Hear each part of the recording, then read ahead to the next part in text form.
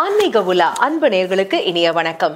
நிறைய பேருக்கு தொழில் அதிபர் ஆகணும், ஆண்டர்பிரினர் ஆகணும் அப்படிங்கிற ஒரு ஆசை, கனவு, லட்சியம் இருக்கும் இல்லையா? ஆனா எவ்வளவுதான் விழுந்து விழுந்து நம்ம தொழில நேர்த்தியோடு செயல்பட்டாலும் கூட வெற்றி அப்படிங்கிறது பலருக்கும் கிடைக்க மாட்டேங்குது.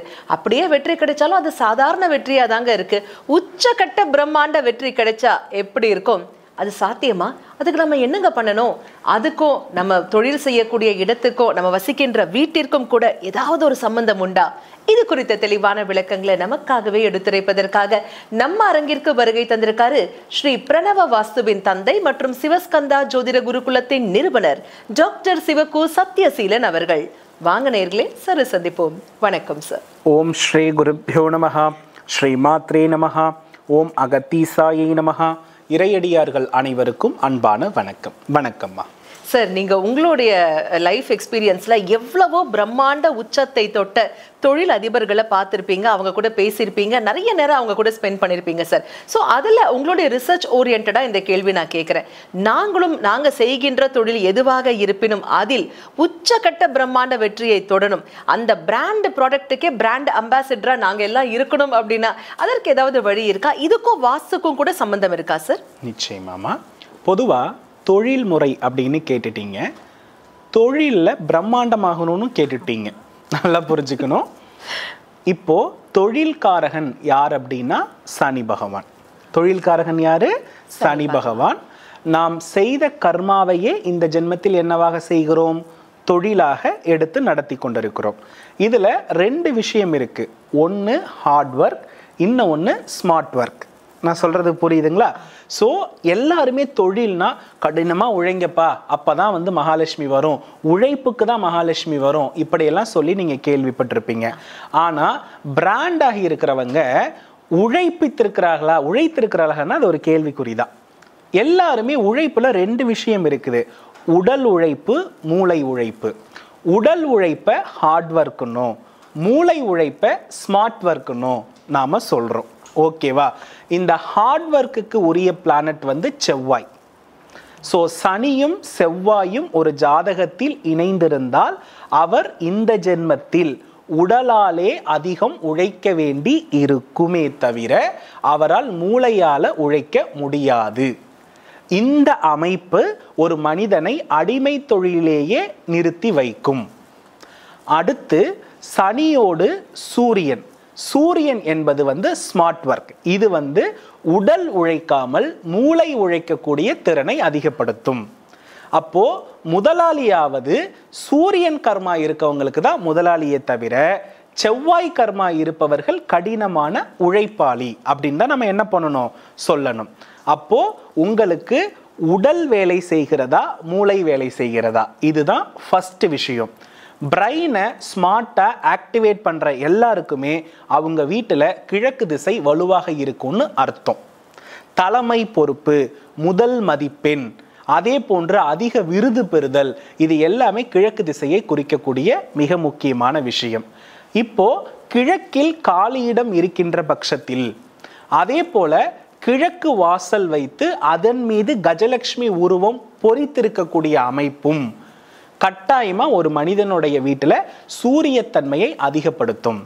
ஒரு வீட்டுல சூரியன் உச்சமாகி இருக்கிறதுடைய நற்பலன் என்னன்னா, கிழக்கில் காலியிடம், மேற்கை விட அதிக காலியிடம், அதே போல தலைவாயிலில் கஜலட்சுமி வைத்திருப்பது, வீட்டினுடைய வலது ஜன்னல், வீட்டில் எரியக்கூடிய மின்விளக்கு, இது எல்லாமே என்ன? சூரியனுடைய காரகத்துவம். புரியுதுங்களா? கஜலட்சுமிக்கு சூரியனுக்கு என்ன சம்பந்தம்? அதாவதுமா 8 லட்சுமிகள் இருக்காங்க இல்லையா? இந்த 8 லட்சுமியில கஜலட்சுமி சூரியனை குறிப்பவள். அதுல குறிப்பா கஜலட்சுமி வெறும் கஜத்தோடு தான் இருப்பா, கையில எந்த குறியீடும் இருக்காது, அபயவரத ஹஸ்தத்தோடு மட்டும்தான் காட்சி கொடுப்பாங்க. இந்த கஜலட்சுமிக்கு ரெண்டு விஷயம் இருக்கு. பெருமூளை, சிறுமூளைன்னு ரெண்டு விஷயம் இருக்குது. இதுல சிறுமூளை இருக்கு பாத்தீங்களா? அந்த சிறுமூளையை வந்து ஆக்டிவேட் பண்றவதான் கஜலட்சுமி. அப்ப என்னன்னா, ஒவ்வொரு 8 லட்சுமிக்கும் உடம்புல ஒவ்வொரு அவயங்கள் இருக்கு. அதுல சிறுமூளையை குறிப்பவள் வந்து கஜலட்சுமியாக இருக்கிறாள். மற்ற மூளையெல்லாம் சொல்ற நமக்கு நிறைய டைம் ஆகும். அதனால சிறுமூளையை குறிப்பவள் யாருன்னா கஜலட்சுமி. அதனால தான் அந்த பலகையை அந்த காலத்துல என்ன பண்ணுவாங்கன்னா சூரிய பலகைன்னு சொல்லி தனியாவே வைப்பாங்க. அந்த பலகை பேரே சூரிய பலகை. அப்ப சூரியனுக்கும் கஜலட்சுமிக்கும் ஒரு தொடர்பு இருக்கு. அப்ப சூரியனாலே நம்ம பிரைன். புரியுதுங்களா? இப்போ தலைவாசல் என்பது நம்மளுடைய முகப்பகுதி. புரியுதுங்களா? சோ மூளையை குறிப்பது கஜலட்சுமி, கண்களை குறிப்பது வலது ஜன்னல் இடது ஜன்னல் சூரியன் சந்திரன், வாயை குறிப்பது தலைவாசல் ராகு. சோ அப்ப முதல் பாவம் இரண்டாம் பாவத்தினுடைய முகப்பு தோற்றம் தான் வீட்டுடைய முன்வாசல். அப்போ முன் வாசலுக்கும் நம் முகத்திற்கும் நிறைய தொடர்பு இருக்கு. அப்ப வீட்டுடைய முகப்பை வச்சே அந்த வீட்டில் உள்ள மனிதர்களுடைய அறிவுத்திறனை முடிவு பண்ணிடலாம். நான் சொல்றது புரியுதுங்களா? அப்ப வீடோடைய முகப்பு பாழடைஞ்சு இருந்ததுன்னா அந்த வீடு சனியினுடைய பார்வை இருக்க ஒரு லக்னத்துக்குன்னு அர்த்தம். அந்த வீடு கரடு முரடா முடிக்கப்படாம இருக்குன்னா அந்த வீட்டுல பெரிய நோயாளி இருக்கார், செவ்வாய் இருக்கிறாருன்னு அர்த்தம். அந்த வீடு மிக கலனையத்தோட இருக்குன்னா அங்க சுக்கிரன் இருக்காருன்னு அர்த்தம். அந்த வீடு மிகப்பெரிய பங்களா மாதிரி அரச பதவியோடு செம்பருத்தி விதமான பூக்கள் பூத்திருக்குன்னா அங்க சூரியன் உச்சமாய் இருக்காருன்னு அர்த்தம். இப்படி முகப்பை வைத்தே நாம் அந்த வீட்டில் உள்ள கிரகம் எதுன்னு முடிவு செஞ்சிடலாம். இப்போ அகத்தின் அழகு முகத்தில் தெரியும்னு சொல்றாங்க இல்லையா? அப்ப முகத்தை வைத்து ஒரு மனிதன் குணத்தை கண்டுபிடிக்கக்கூடியது சாத்தியம்னா முகத்துக்கு இணையான பகுதி வீட்டினுடைய முகப்பு, அதை வச்சு நம்ம கண்டுபிடிச்சிடலாம். சோ அதன் அடிப்படையில வீட்டினுடைய கஜலட்சுமிக்கும் நம் சிறுமூளைக்கும் தொடர்பு இருக்கிறது. அதனால நீங்க நல்லா பாத்தீங்கன்னா தெரியும், இன்னைக்கும் சிவாலயம், இன்றைக்கும் பெரிய பெரிய நகரத்தார்கள் கட்டிய அரண்மனை வீட்டுல வாயிலேயே திருநிலை தெய்வம்னு வச்சிருப்பாங்க. அது வைக்காம ஒரு பூசை கூட நடக்காது. இன்னைக்கும் சிவாலயத்தினுடைய அந்த கர்ப்ப கிரகத்தின் மேல பார்த்தா கஜலட்சுமி இருக்கும், எல்லா வாயிலுமே இருக்கும். இதற்கு தான் ஆதாரம். அதனாலதான் பிரணவ வாஸ்துவை ஆகம முறை வாஸ்து, பழங்காலத்தை பின்பற்றியதை திருப்ப புகுத்தி கொண்டிருக்கக்கூடிய வாஸ்துன்னு நம்ம சொல்றோம். சித்த மருத்துவம் எப்படி இப்ப மீண்டு எழுந்திருக்கிறதோ அது போல பிரணவ வாஸ்துவும் இனி மீண்டு எழும். ஏன்னா பழமையை புகுத்தி கொண்டிருக்கிறோம். அப்போ இதுதான் அதனுடைய கான்செப்ட்மா. அப்போ இந்த இடத்துல இந்த அமைப்பு யாரு வீட்டில் இருக்கிறதோ அங்க சூரியன் உச்சமடைவார். அந்த வீட்டில் இருப்பவர்கள் அனைவருமே புகழ்பெற்ற மனிதர்களாக இருப்பார்கள்.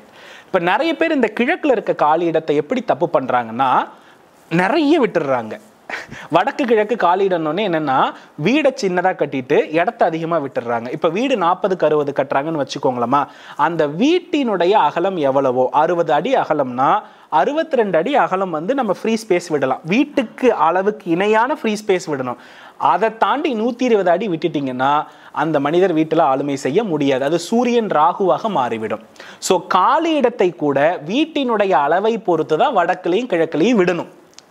மக்கள் என்ன பண்ணிடுறாங்கன்னா வடக்கு கிழக்குல நிறைய இடம் இருந்தால் நல்லது தானே அப்படின்னு என்ன பண்ணிடுவாங்கன்னா ரொம்ப அதிகமாக விடுறது தோஷத்தை உருவாக்கும். நல்லா புரிஞ்சுக்கணும், வீட்டினுடைய அகலம் எதுவோ அதை பொறுத்து தான் நீங்கள் கிழக்கில் என்ன பண்ணணும், காலி இடம் விட வேண்டும். வீட்டினுடைய அகலத்தை விட அதிக காலி இடம் இருந்தால் வீட்டு தலைவன் வீட்டிலிருந்து என்ன செய்ய முடியாது, வாசம் செய்ய முடியாது, வெளிநாடு போயிடுவார். அதனால இவ்வளவு விஷயம் அதுல இருக்கு. ஏன்னா காம்பவுண்ட் போடுறதுல தான் இவ்வளவு பிரச்சனையும் வருது. அந்த காலத்துல காம்பவுண்ட் கிடையாது. காம்பவுண்ட் போட்டா இதெல்லாம் கண்டிப்பா என்ன பண்ணணும், பார்க்கணும். காம்பவுண்ட் போடாம கட்டக்கூடாது இல்ல சார்? கண்டிப்பா கட்டக்கூடாதுமா. இந்த காலத்துல முடியாது. அதனாலதான் அதை கவனிச்சு கட்டணும்னு சொல்ல வரேன். அந்த காலத்துல எல்லாம் பறந்து விரிந்த நிலப்பரப்பு, அதனால அதுல எந்த பிரச்சனையும் நடக்கல. இப்ப செப்டிக் டேங்க்ல இருந்து நீர்நிலை தொட்டியிலிருந்து, புரியுதுங்களா, ஒவ்வொன்றும் தனித்தனியா வீட்டுக்கு வீடு தேவைப்படுது. அதனால காம்பவுண்டோடைய தேவை வாஸ்துவில் முக்கியமாகிறது.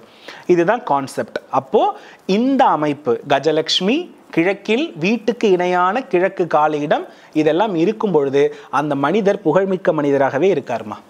ஒரு வீட்டுடைய முகப்பையும் வீட்டில் கிழக்கில் இருக்கக்கூடிய பாகத்தையும் நம்ம வச்சே முடிவு பண்ணிடலாம். அப்போ மேற்கு அதிக காலியிடம் இருந்து கிழக்கு கம்மியா இருந்தா அந்த வீட்டில் ஹார்ட் ஒர்க், அந்த வீட்டில் இருக்க மனிதன் அடிமை தொழில். மேற்கு கம்மியா இருந்து கிழக்கு அதிக காலியிடம் இருந்ததுன்னா அந்த வீட்டில் உள்ள மனிதர் ஸ்மார்ட் ஒர்க். புரியுதுங்களா? சோ மேற்கு அதிகப்படுத்தினீங்கன்னா நீங்க முதலாளியாக முடியாது, தொழிலாளி தான். உங்க மூளை சிந்திக்காது, உடம்பால உழைக்கிறத மட்டும்தான் விரும்பும். ஆனா மேற்க குறைச்சிட்டு கிழக்கு அதிக காலியிடம் விட்டீங்கன்னா நீங்க தான் ஸ்மார்ட் ஒர்க். சோ நீங்க முதலாளியாகி உங்களுக்கு கீழே 1000 தொழிலாளிகளை என்ன பண்ணலாம், வைத்து ஆளுமை செய்யலாம். சோ இடம் விடுவதை பொறுத்து நீங்க ஹார்ட் ஒர்க் பர்சனா ஸ்மார்ட் ஒர்க் பர்சனா நீங்களே முடிவு பண்ணிக்கலாம். அரசியல்வாதியா ஸ்மார்ட் ஒர்க், மேனேஜரா ஸ்மார்ட் ஒர்க். ஸ்மார்ட் ஒர்க் இல்லாம யாராலுமே முதலாளியா இருக்க முடியுமாமா? முடியாது. அப்போ கடினமாக ஒருத்தவங்க உழைக்கிறாங்க. அப்துல் கலாம் ஐயாவே பேப்பர் போட்டவர் தான், அவர் கடினமா உழைச்சவர் தான். ஆனா அந்த பேப்பர் போட்டு பேப்பர் கம்பெனியா மாத்தணும்னா அங்க ஸ்மார்ட் ஒர்க் வேலை செய்யணும். கடின உழைப்பில் இருந்து தான் ஸ்மார்ட் ஒர்க்கே என்ன பண்ணுது, தொடங்குது. ஆனா நான் உழைச்சிக்கிட்டு மட்டும்தான் இருப்பேன்னா அங்கதான் கர்மா வேலை செய்யுது. புரியுதுங்களா? உழைக்கிறதுலிருந்து ஸ்மார்ட்டா திங்க் பண்ணா உங்களுக்கு சூரியன் நல்லா இருக்கு. அப்படி திங்க் பண்ண வைக்கிறது வீட்டில் இருக்கக்கூடிய கஜலட்சுமியும் வீட்டில் கிழக்கில் உள்ள இடமும். இதை கரெக்டா சூரிய வெளிச்சத்தினுடைய வாசம் வீட்டில் இருக்கும்போது நிச்சயமாக புகழ்பெற்ற மனிதராகவே இருப்பார். தொழிலில் வெற்றி பெற்றே தீர்வார். இப்போ நீங்க சொன்ன இந்த ரூல்ஸ் எல்லாம் வந்து வீட்டுக்கு மட்டும் தானா இல்ல அந்த கம்பெனிக்கும் பொருந்துமா? கம்பெனிக்கும் பொருந்தும், வீட்டிற்கும் பொருந்தும். ஆனா எந்த இடத்தில் அதிகம் இருக்கிறாரோ அந்த இடம் எப்படி இருக்கிறது என்பதை பொறுத்து அவருடைய ஆளுமை திறன் இருக்கும்.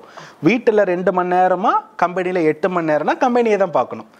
வீட்டில் அதிக நேரம் அவருடைய ஸ்பென் இருக்குன்னா வீட்டை வச்சுதான் நம்ம முடிவு பண்ணணும். இந்த உடலும் மனசும் எந்த இடத்தை ஒடுங்கி இருக்கிறதோ அந்த வாஸ்துவாகவே அதனுடைய கண்ணோட்டமாகவே அவர் செயல்படுவார். அற்புதம் சார். இப்போ வீடும் கம்பெனியும் ஒன்னா இருக்கு அப்படின்னாக்கா அவங்க என்ன பண்ணலாம் சார்? ரெண்டுமே ஒரு கிட்டத்தட்ட வந்து வீட்டோடைய மனையோட அமைப்பு எப்படியோ அப்படிதான் அவங்களும் செயல்படுவாங்க. அதனால ஒன்றும் பாதிப்பெல்லாம் இல்லை.